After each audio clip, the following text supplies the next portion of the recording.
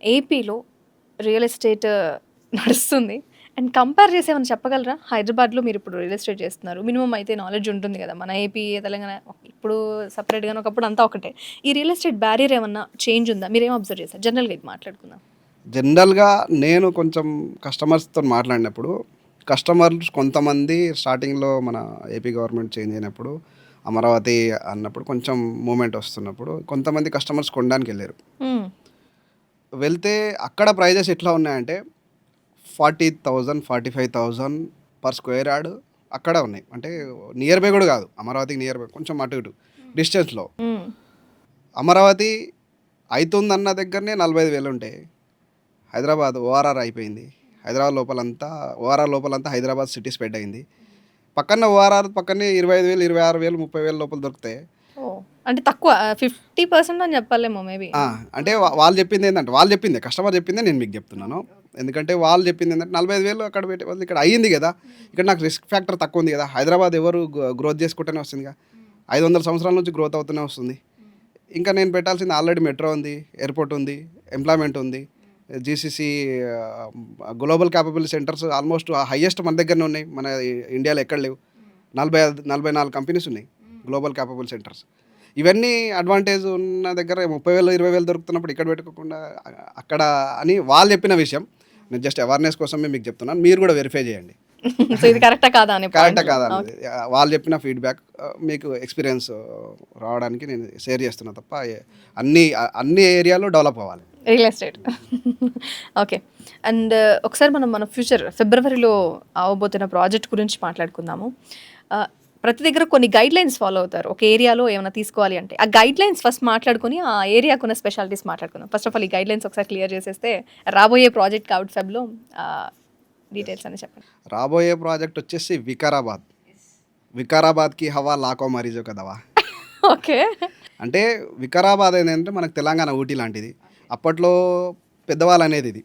వికారాబాద్‌కి హవా లాఖో మరీజో కా దవా అంటే అక్కడ జస్ట్ అక్కడ ఒక కొంచెం టైం స్పెండ్ చేసి మనం ఒక కొన్ని డేస్ ఉంటే మనకున్న కొన్ని జబ్బులన్నీ క్యూర్ అయితాయని అందరికి తెలుసు. హైదరాబాద్‌లో పుట్టి పెరిగిన అందరికి తెలుసు. అక్కడ మనం ప్రాజెక్ట్ ఏసాం. హైదరాబాద్‌లో ఉండి కొన్ని రోజులు ఒక 10 సంవత్సరాలు తగ్గించుకునే కన్నా వికారాబాద్‌లో ఉండి ఒక 10 సంవత్సరాలు ఎక్కువ మనం లైఫ్ స్పాన్ పెంచుకోవచ్చు. ఎందుకంటే ప్రకృతి వనరులు బాగున్నాయి అక్కడ. ఇంకోటి పెద్ద అడ్వాంటేజ్ వచ్చేసి మనకి 60, 70 సంవత్సరాల నుంచి మనకి పెండింగ్ పడ్డ రోడ్ అప్పా జంక్షన్ నుంచి వికారాబాద్ రోడ్. చాలామంది రీసెంట్‌గా డిసెంబర్‌లో అయిన విషయం మీకు అందరికీ తెలుసు. చాలా వందల యాక్సిడెంట్స్, వందల మరణాలు కారణమైన ఆ లొకేషన్ రోడ్డు కొన్ని గ్రీన్ ట్రిబ్యునల్ కేసు వేయడము, వాటి గురించి ఆగిపోవడం రోడ్డు చాలా జరిగినాయి. ల్యాండ్ పుల్లింగ్ జరిగి అంతా రెడీగా ఉంది కాబట్టి ఫండ్స్ కూడా రిలీజ్ అయిపోయినాయి. అప్పర్ జంక్షన్ రోడ్ ఆల్మోస్ట్ మీరు వెళ్ళి చూస్తే వర్క్ ఒక భారీ ఎత్తున ఒక యజ్ఞంలాగా జరుగుతుంది వర్క్. స్పీడ్.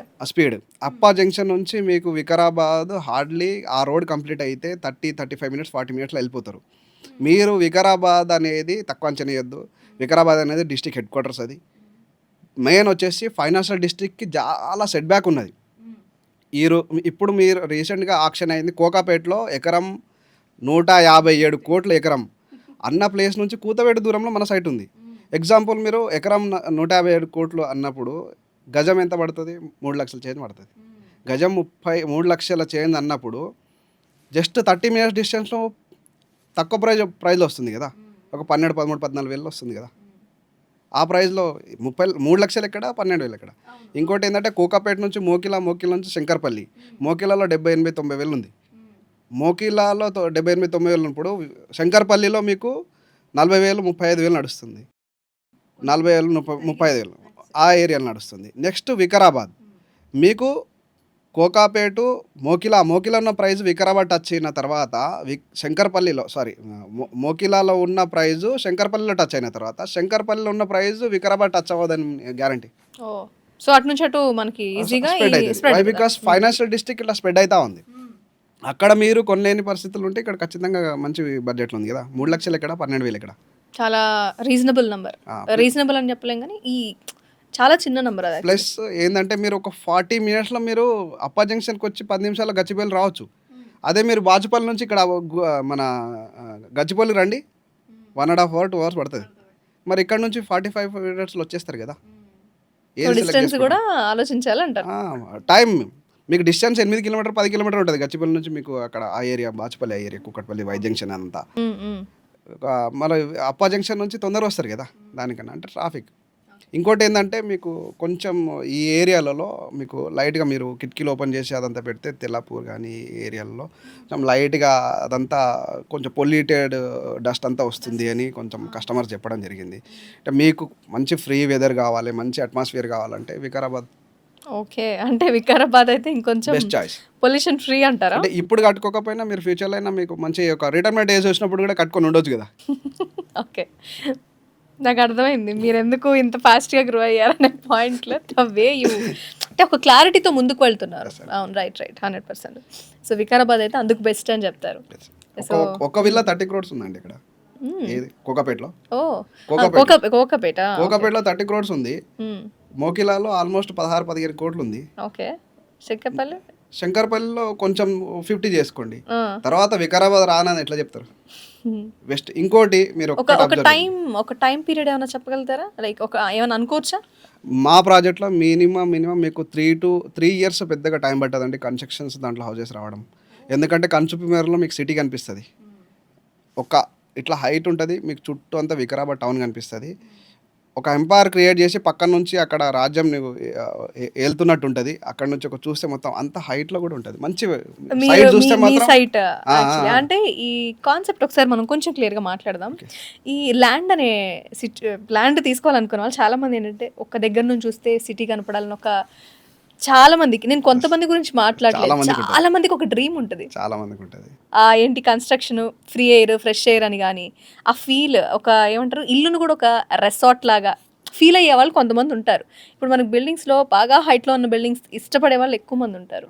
రిస్క్ ఫ్యాక్టర్ కొంచెం ఉన్నా వాళ్ళు అసలు పట్టించుకోరు. అందరికి ఇష్టమే కానీ రిస్క్ ఫ్యాక్టర్ కూడా కొంతమంది పట్టించుకోరు. ఆ ఫ్రెష్ ఎయిర్ అనేది మాత్రం మీరు వికారాబాద్లో ఉంది అని చెప్తున్నారు. ఓ నైస్. సో ప్రవీణ్ గారు ఒక బెస్ట్ ఫ్రూట్ పెట్టారు. నిజంగా ఎవరైతే తీసుకోవాలనుకుంటున్నారో వాళ్ళకి ఒక బెస్ట్ ఫ్రూట్, వాళ్ళకి ఇష్టమైన ఫుడ్ ఏదో డిష్ పెట్టినట్టు అయిపోయింది. ఇంకోటి ఎగ్జాంపుల్ వచ్చేసి మీకు ఇంకో ఎగ్జాంపుల్ ఇస్తా. అది ఎవరు అబ్జర్వ్ చేయనటువంటి ఎగ్జాంపుల్ మీకు. ఏంటి వికారాబాద్ దానికి సంబంధించి? హైదరాబాద్కి వికారాబాద్కి కొంచెం మీకు అర్థమైపోతుంది. ఓకే, మన ఓఆర్ఆర్ అనేది ఏంటంటే రింగ్ లాగా ఉంటుంది అంటారు. అంటే మన గాజు కానీ మన రింగ్ అట్లా బాల్ లాగా. నిజంగా ఓఆర్ఆర్ రింగ్ లాగా ఉందా? లేదు, కిడ్నీ షేప్లో ఉంటుంది.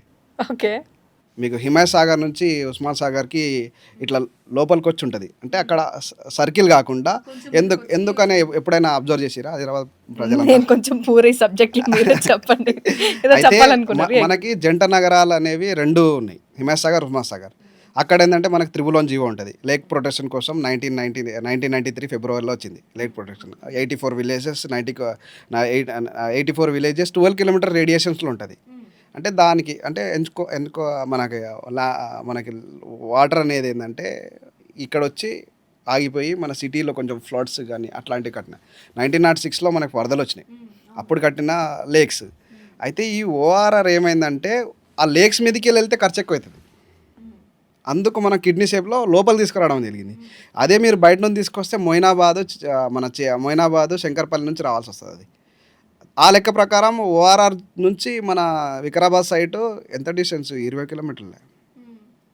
మీరు నిజం చెప్పాలంటే సిటీ వికారాబాదు హైదరాబాద్ కలిసిపోయే అవకాశం చాలా ఉంది. ఎందుకంటే ముంబై, పూణే ఒక్కొక్క దూరం ఉండి ఇప్పుడు 2 కలిసిపోయినాయి.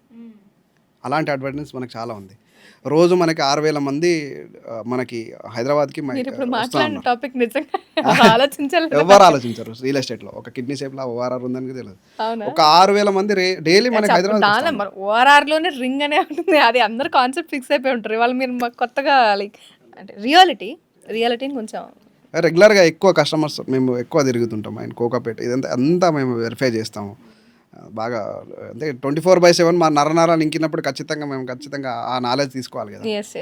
సో క్లియర్గా మీ ఫ్యూచర్ ప్రాజెక్ట్ గురించి ఏమన్నా డేట్ ఏమన్నా అనుకుంటే అది ఏమన్నా చెప్తే బాగుంటుంది, లేదా నియర్ బై ఏమన్నా టైం ఏమన్నా చెప్తే. ఫెబ్లో అనుకుంటున్నాం, ఎగ్జాక్ట్ డేట్ తెలియదు. నన్ను కాంటాక్ట్ చేస్తే మాత్రం ఖచ్చితంగా నేను ప్రతి ఇన్ఫర్మేషన్ కాంటాక్ట్ నెంబర్ మేము కింద డిస్ప్లే చేయండి. ఎందుకంటే రియల్ ఎస్టేట్లో చాలా మంది మోసపోతున్నారు, లేకపోతే పెట్టాలనుకున్న ఒక భయంతో ఆగిపోయే వాళ్ళు ఉంటారు. ఒక క్లారిటీగా మీరు కనిపిస్తున్నారు. సో ఎందుకు కాంటాక్ట్ చేయరు? ఒకసారి ట్రై చేద్దామని నన్ను కాంటాక్ట్ చేస్తారు. 100% తప్పకుండా వాళ్ళకి ఎలాంటి డౌట్స్ ఉన్నా కూడా క్లియర్ చేస్తాను నేను.